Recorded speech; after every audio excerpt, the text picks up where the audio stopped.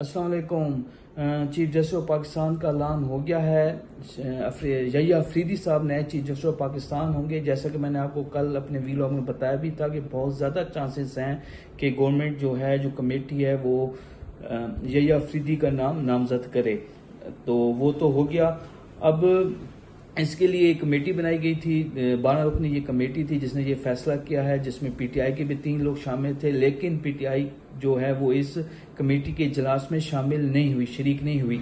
उन्होंने किसी हद तक अच्छा ही किया, शरीक ना होने का फैसला उनका ठीक था, क्योंकि जब आप 26वीं जो आईनी तरमीम है उसके हक में आपने वोट भी नहीं दिया और आप इसको मानते ही नहीं है, तो फिर इससे रिलेटेड किसी भी इजलास में शरीक होने की तुक नहीं बनती थी। तो वो उनका फैसला किसी हद तक अच्छा था।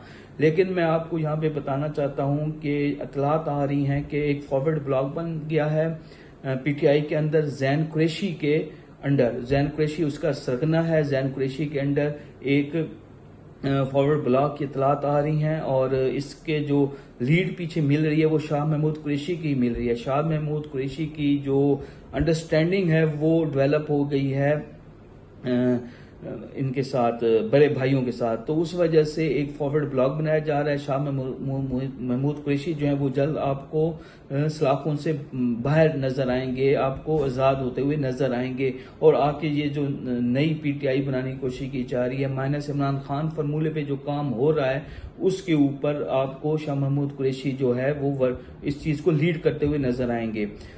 पीटीआई को और इमरान खान को इन्होंने तोड़ने की बहुत कोशिश की, इंतहा जुल्म किया। पिछले 2-2.5 सालों में आप मुजालिम की एक दास्तानें हैं जो आपको सुनाई जा सकती हैं और आपको पता भी है कि रियासती जुल्म कितना ज्यादा हुआ।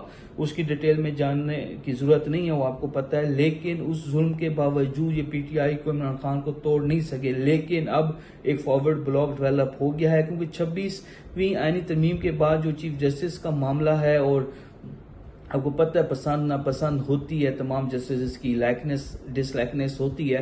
तो उस वजूहात की वजह से पीटीआई वाले मेरे ख्याल में थोड़ा सा दिल छोड़ गए इस आईनी तरमीम के पास होने के बाद। तो एक फॉरवर्ड ब्लॉक की इतलात हैं, अल्लाह करे ये खबर गलत हो। लेकिन अगर फॉरवर्ड ब्लॉक बनता है तो फिर इमरान खान के लिए पर्सनली ज़ाती तौर पर इमरान खान के लिए बहुत ज़्यादा मुश्किलात हो जाएंगी, और वो जो एक थोड़ा बहुत चांस है उनकी आज़ादी का या उनके बाहर आने का वो भी ख़त्म हो जाएगा। तो देखते आने वाले 3-4 दिनों में पता चलेगा कि इस खबर में कितनी हकीकत है फॉरवर्ड ब्लॉक के हवाले से।